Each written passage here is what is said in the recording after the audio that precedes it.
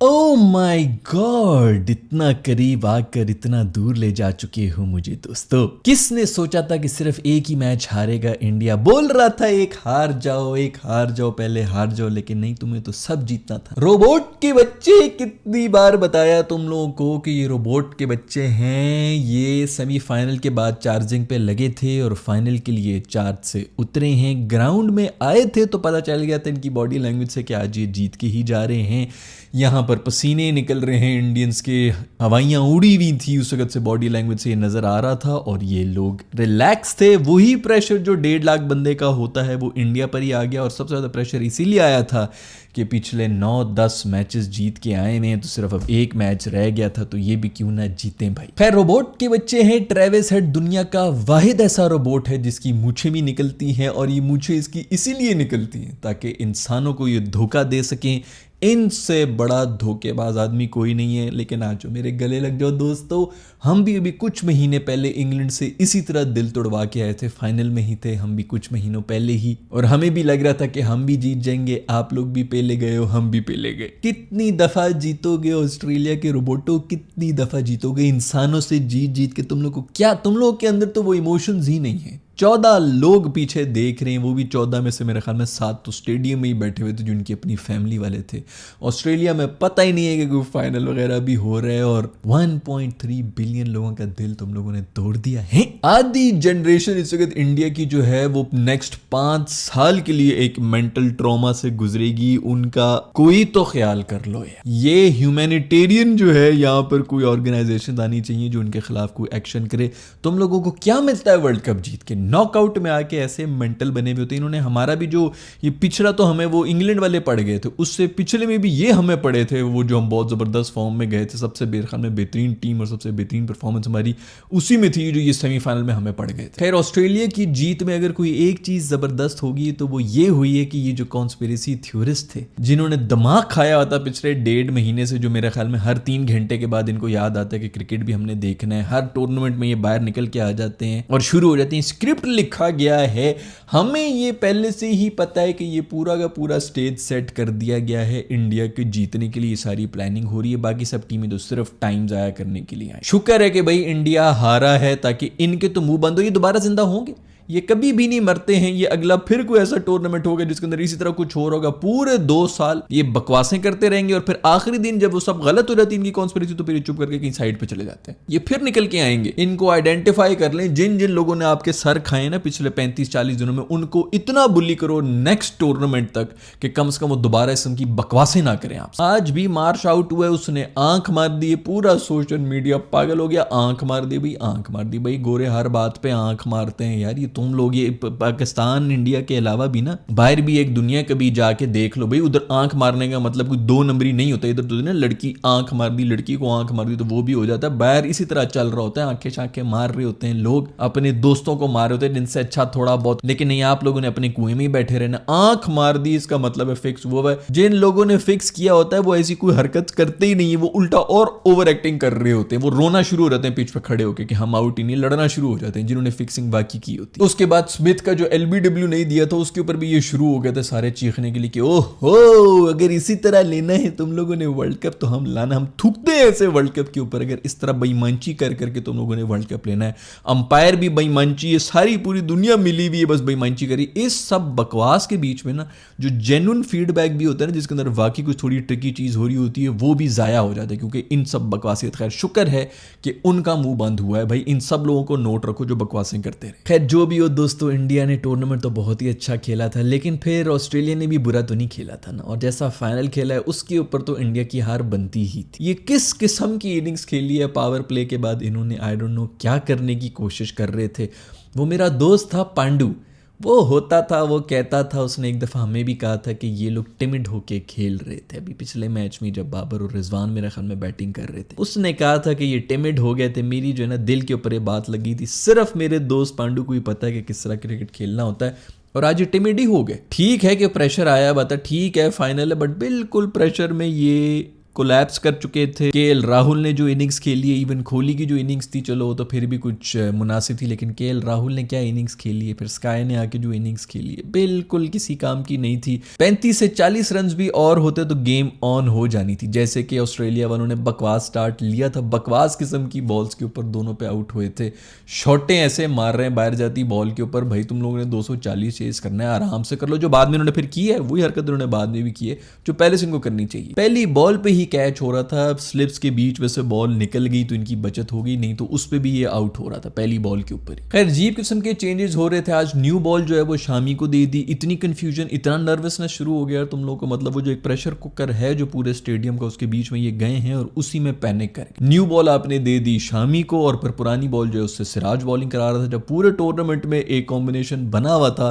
कि new ball वो सिराज करा रहा है, उसके बाद शामी आके विकेटें ले रहा है, तो फिर इस फाइनल में आके चेंज करने की क्या जरूरत थी। खैर तालियां तो स्मिथी के लिए भी होनी चाहिए जिसने वो रिव्यू बचा लिया था, वो उसने इम्पैक्ट मतलब इतना क्रूशल टाइम के ऊपर इतनी क्रूशल विकेट अगर जाया भी हो जाता एक रिव्यू तो क्या फर्क पड़ता है यार, एक आपके पास वैसे भी और अंपायर कौन से बड़ी कोई अंधे हैं जो कि हर ही डिसीजन गलत दे रहे हैं, लेकिन इतना क्रूशल टाइम के ऊपर आपने रिव्यू नहीं लिया। खैर कॉन्स्पिरेसी थ्योरी की मैं बात कर रहा था तो एक कॉन्स्पिरेसी थ्योरी मैं भी बना सकता हूं, मेरा ख्याल में जो इंडिया के जितने भी लेजेंड्स हैं उनको भी ये कर देनी चाहिए कि ऑस्ट्रेलिया वाले कोई 17 एक प्लेयर्स के साथ फील्डिंग कर रहे थे, आज कम से कम उन्होंने 45 से कोई 60 रन बचाए होंगे अपनी बेहतरीन फील्डिंग की वजह, और फिर ऐसी टीम्स ही जीतती हैं भाई बड़े टूर्नामेंट्स। इधर मूव करते थे अंपायर तो वहां पे जो है वो दो बंदे होते थे जो पीछे पीछे जो रोप के बाहर जो लाइन बॉय बैठे हुए होते थे ना, वो पीले रंग की वर्दी पहन के अंदर रहते थे, ये बेचारे उधर देखते थे पीछे से वो आए हुए होते थे, ये पीछे देखते थे तो वो गायब हुए होते थे, दूसरे आ जाते थे। इस तरह करके इन्होंने 2 नंबरी करके 17 बंदों के साथ फील्डिंग की है, जिसकी वजह से कोई 40-50 रन तो रुके हैं कंफर्म, इंडिया के प्रेशर अलहदा बन रहा होता। खैर बाकी सब बातों की एक ही बात, मेरा दोस्त इरफान पठान जो है क्या वो वहां पर डांस कर रहा है इस वक्त या रुक गया है उसका डांस। खैर तुम लोगों ने एक तो मोदी जी को बुलाया और उसके बाद जो है वैसे बड़ा जबरदस्त उन्होंने डेपर किस्म का सूट पहना हुआ था, ये वेस्ट कोट पहनी हुई, ऊपर चादर वादर शॉल वॉल जो प्रॉपर ट्रिम एंड प्रॉपर बन के आया था बॉय। लेकिन उसको क्या है इस दिन के लिए बुलाया था तुम लोगों ने, मासूम आया तो उसने अपना ड्रेस चेंज करके पैड अप हो गया, वो तो उसने कहा कि मैं जाके बीच में मुझे बैटिंग करनी पड़ेगी, ये जो हालात बनाए हुए इन्होंने। खैर भाई वो जिस तरह पहले भी बात कर रहे थे कि वो फराह खान का वो टाना नंग टंग, आज तक मुझे वो गाना याद नहीं है, लेकिन बस यही याद है क्योंकि लूप पे यही चल रहा होता था, वो वाला गाना चल रहा था, फिर हर कोने में से एक सेलिब्रिटी निकल रहा था, इतने सेलिब्रिटी आए हुए, इतने सेलिब्रिटी आए हुए। मेरा दोस्त जय शॉ जो है वो मियाँ बीवी शाहरुख खान और उसकी बीवी के बीच में बैठा हुआ है, कबाब में हड्डी होती है, इधर हड्डियों के बीच में कबाब बैठा हुआ है, कोई छिचोरपन का ब्रांड एम्बेसडर और कोई शोधा हुआ है ना, तो वो मेरा दोस्त ये रणवीर सिंह हुआ है, पागलों की तरह एंड तक नाच रहा है, इसको कुछ पता नहीं चल रहा था कि मैच क्या चल रहा है, माहौल क्या चल रहा है, बस इसका अपना इसको पता चल रहा है कि मैं कैमरे में आ रहा हूं तो मैं फुल एक्सप्रेशंस दूंगा अपने। ये ऐसे ही लोग होते हैं जिनको क्रिकेट का कुछ पता नहीं होता, वो आखिरी बॉल तक जो है ना सिर्फ नकलीपन का वो जज्बा दिखाने के लिए कि हम अभी भी सपोर्ट कर रहे हैं, अभी भी सपोर्ट कर रहे हैं। बेटा आपको पता ही नहीं है क्रिकेट का, इसीलिए आप सपोर्ट कर रहे हैं। सदगुरु जी भी आए हुए थे और सचिन के साथ भी बैठे हुए थे, बड़ी दुनिया आई हुई थी यार, बड़ी दुनिया आई। लेकिन फिर बात वहीं पे मेरी आ जाती है कि रणवीर भाई जो थे उन्होंने फिर जो तमाशे कर रहे थे, मेरा ख्याल में कहीं वो टीवी पे आए थे तो वो लोगों को दिखा भी रहे थे अपनी छाती की तरफ इशारे करके कि धीरज रखो, बिल्कुल फेद रखो, अभी भी सब कुछ सही हो जाएगा, स्टे काम। और उसके बाद फौरन ही आउट हो गया भाई, पूरा स्टेडियम बिल्कुल काम ही बैठा हुआ था, तू बीच में आके अपनी साइंसें मार ले बस। खैर सेलिब्रिटी से याद आया कि पता नहीं इस किस्म का भी बयान आ रहा था जिसके अंदर कपिल देव भाई ये कह रहे थे कि मुझे बुलाया नहीं गया, और मेरा ख्याल में इसीलिए बीसीसीआई ने जो है वो इसको बुला लिया। ये अभी भी उसी दिमाग में होगा कि मैं 83 वाला कपिल देव हूँ मूवी वाला, उसको यही दुख होगा कि मेरी मूवी नहीं चली थी, मैं इधर आके जो है वो अपना ऐसा कोई एक भाषण दे दूंगा कि लोग मुझे कंधों पे उठा देंगे मैच के बाद। खैर अजीब बात है, वैसे बीसीसीआई ने अगर कपिल देव को नहीं बुलाया, मुझे नहीं पता इनका आपस में क्या लफड़ा चल रहा है। आईसीसी ने तो मेरे ख्याल में वैसे भी बुलाया हुआ था कपिल देव को, जितने भी एक्स कैप्टन्स थे जो विनर थे उन सबको बुलाया हुआ था, और मेरे ख्याल में ये कुछ ऐसा कह रहे थे कि पूरी टीम को बुलाना था, मैंने जो 83 की टीम थी। तो खैर इसलिए रणवीर भाई जो है वो पहुंच गए कि मैं भी तो 83 में था। खैर वो शाहरुख भाई भी बैठे हुए थे, इनके सामने ही बैठे थे और यही सोचे थे कि किन छिछोरों में फंस गया हूं मैं भाई। लेकिन जो भी हो, जो बात थी ना, वो जो एयर शो हो रहा था, जहाज ऊपर नीचे से गुजर रहे थे, उसका मजा आ गया। ये गाने शाने और जिसकी उनकी परफॉर्मेंसेस बकवास हो रही होती, समझ ही नहीं आ रहा होता, वो टेप पे लगाया होता, लिप सिंक हो रही होती, उससे बेहतर यही जो है ना, ये एयर शो ही होने चाहिए हर मैच से पहले। खैर इंडिया जीता नहीं तो हमारे को इस पे भी कॉन्स्पिरेसी निकाल के आ रहे थे कि वो ऊपर से जहाज गुजरे थे ना, उन्होंने ऊपर से बाल्टियां डाल डाल के पिच खराब कर दी। बट भाई जो भी हो, जो इनिंग्स खेली ने ट्रेविस हेड ने, यार तुम क्या हो, तुम मूंछों वाले रोबोट, तुमने क्या, वो उसने जो कैच पकड़ा था कंगारू की तरह ये पड़ गया था बॉल के ऊपर, उधर से ही सारी गेम बदल गई थी। खैर गेम बदली थी टॉस के ऊपर, टॉस जीत के इसने बोला है कि मैंने बॉलिंग करनी थी। तो मेरे दोस्तों से मेरी बात होती थी, सब यही कह रहे थे कि इससे ज्यादा गंदा डिसीजन कोई नहीं हो सकता, ये क्या बकवास है। सारे एक्सपर्ट्स यही कर रहे थे कि बैटिंग बैटिंग बैटिंग, और इसने टॉस जीत की। इवन शर्मा ने भी यही कहा था कि हमने भी टॉस जीत के बैटिंग, उसे तो खैर वही कहना होता है जो कि वो उसको दे दी जाती है। ये भी एक साइकोलॉजिकल गेम होती है जो हमारे प्लेयर्स को भी समझ नहीं सकते। खैर पूरी दुनिया उसके खिलाफ थी कि ये बहुत ही गंदा बोली, और मैं उस वक्त भी ये कह रहा था कि ये जो प्रेशर कुकर सिचुएशन होती ना, 1.5 लाख बंदा जो बैठा हुआ होता है, जैसे मैंने आप लोगों को हाईलाइट किया था 32nd ओवर के अंदर जब क्राउड एक्टिवेट हुआ था तो न्यूजीलैंड वहीं पर हार गया था। हालांकि वो भी वो चेस कर सकते थे सेमीफाइनल के अंदर। ये क्राउड बहुत बड़ा फैक्टर होता है। 130 डेसिबल के ऊपर शोर मच रहा होता है भाई, ये एक रॉक कॉन्सर्ट का शोर होता है, बुलडोजर का ये शोर होता है भाई, ये नॉर्मल नहीं है। नॉर्मल इंसानों के कानों के पर्दे के लिए ये नॉर्मल लेवल्स ही नहीं है जो शोर के हो रहे होते हैं। आपका एक विकेट आउट हुई भी हो, अब जब दूसरा बीच में बैटर जा रहा हो, 1000 किस्म की चीजें दिमाग में चल रही होती हैं, प्रेशर अलग, ऊपर से जब इतना शोर आ रहा हो, जैसे एक रॉक कॉन्सर्ट के अंदर आप खड़े में, आपको आवाज नहीं आ रही है दूसरे बंदे की, तो आप आउट होते हैं। हम इसीलिए हारे थे। आप बीच में अगर 10-15 मिनट गुजार लेना तो आप थोड़े से कम यूज टू हो जाते हैं। लेकिन वो जो शुरू के शेकीपन होता है, हमारे भी 150 पे 2 आउट ही थे जब हम इंडिया के साथ खेल रहे थे।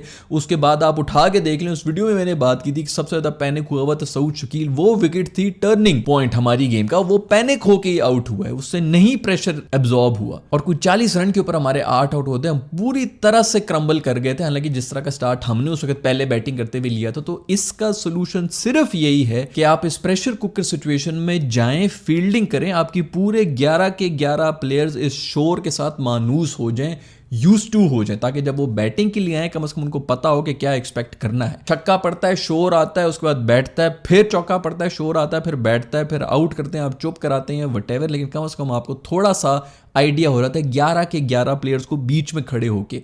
ये कोई आपको नेट में ये प्रैक्टिस नहीं हो सकती, दुनिया की और कहीं जगह पर आपको प्रैक्टिस नहीं हो सकती। जितने भी बड़े बड़े स्टेडियम है उसके अंदर कम से कम कोई 20% 30% तो आपकी सपोर्ट होती है। इंडिया में ये नहीं होता, ये मेरी बात को नोट करके रख लो। जब इस तरह का कोई प्रेशर मैच होगा, पहले बैटिंग मत करो। इस नॉइस के साथ आप लोग बैटिंग नहीं कर सकते, और यही आज कमिंस ने भी किया है। जबरदस्त डिसीजन थी कि पहले बैटिंग नहीं की, बॉलिंग की, उसी में उनको पकड़ भी लिया, उनको आगे भी नहीं जाने दिया, और वहीं पर गेम खत्म हो चुका है। प्रेशर में अगर कोई आए हुए थे तो वो थे गिल्ली, हमारे दोस्त, जिनकी चीख भी निकली थी, तो उनको पता चल गया था कि आया है, सारा प्रेशर निकला था उस चीख के अंदर। उसके बाद कोहली भी आया, कोहली ने आके चौके मारना शुरू कर दी। उसको पता था कि रोहित शर्मा मेरे साथ रन्स तो भाग नहीं सकता, तो मुझे चौके ही मारने पड़े। लेकिन जब शर्मा आउट हुआ, उसके बारे में भी यही बातें हो रही कि ये शॉट खेलने की क्या जरूरत थी। मैंने आपको शायद पिछली वीडियो में भी हम ये डिस्कस कर रहे थे कि ये 40 रन के ऊपर आके जबरदस्ती की जो शॉट मार के आउट हो रहा है ना, ये भी थोड़ी ओवर ही हो गई है। खैर वो इसी तरह खेलता है, उसने तो उसी तरह किया, तो उसने अपनी इनिंग्स फिर भी कर ली थी जो उसे एक्सपेक्टेड था। बाकियों ने क्या किया मुझे समझ में, 80-80 90-90 बॉल्स का ऐसे स्पेल्स आते थे जिसमें एक चौका भी नहीं लगा। खैर सचिन बाजी भी आए हुए थे, उन्होंने एक दूसरा अपना स्टैचू भी जो है वो इरेक्ट करवा दी। उन्होंने कहा कि पुराने वाले में आप लोगों को लग रहा था कि मेरी शक्ल नहीं बन रही, तो मैं एक और दूसरा स्टैचू अपना बना लेता। खैर भाई बेहतरीन वर्ल्ड कप हो गया, जबरदस्त किस्म की परफॉर्मेंस दी है इंडिया वालों ने। आई होप कि वहां पर कोई इतना ज्यादा शोर शराबा नहीं हो रहा होगा, ज्यादा कोई गाल गलोच नहीं हो रही होगी। हाँ फाइनल में डिसअपॉइंटिंग की है परफॉर्मेंस, लेकिन ओवरऑल सबसे बेहतरीन परफॉर्मेंस इन्होंने ही दी थी। सेकंड नंबर पे ऑस्ट्रेलिया ने दी थी। इनफैक्ट ऑस्ट्रेलिया की जो पहले 2 मैचेस के बाद जो परफॉर्मेंस हुई वो वाकई बड़ी बेहतरीन रही है। फॉर्म मेरा ख्याल में पाकिस्तानियों ने ही दी थी, जो कि मैं हमेशा कहता रहता हूँ कि किसी की भी फॉर्म ना हो तो हमारे से खिला दो और उनको दे देंगे। हमने तो इंग्लैंड वालों को भी दे दी थी, बस मसला सिर्फ ये था कि उनका हमसे आखिरी मैच था। मुबारक हो उन सब 11 लोगों को जो शायद ऑस्ट्रेलिया से मेरी वीडियोस देख रहे हैं। बाकी इंडियंस को अपना दिल छोटा नहीं करना चाहिए, क्योंकि बहुत ही अच्छा टूर्नामेंट उन्होंने किया है। और जो भी हो ओवरऑल इस ओडीआई वर्ल्ड कप में हम जितने जलील हुए हैं, मेरा ख्याल में शायद ही कोई टीम हुई हो, फिर भी मजा तो आया, कुछ कैरेक्टर तो था इस वर्ल्ड कप के अंदर। मुझे उम्मीद है कि आपको भी मेरी पूरी जो वर्ल्ड कप सीरीज थी वो पसंद आई होगी। अगर ऐसा है तो लाइक के बटन को छू लें। अगर अभी तक आपने चैनल को सब्सक्राइब नहीं किया वो तो सब्सक्राइब कर लें, क्योंकि आगे भी जितने मैचेस होंगे उसके बाद मैं आया करूंगा आपके साथ क्रिकेट और कॉमेडी का एक मुरक्कब लेके, जिसको हम कॉमेडी कहते हैं। I will see you in the next video.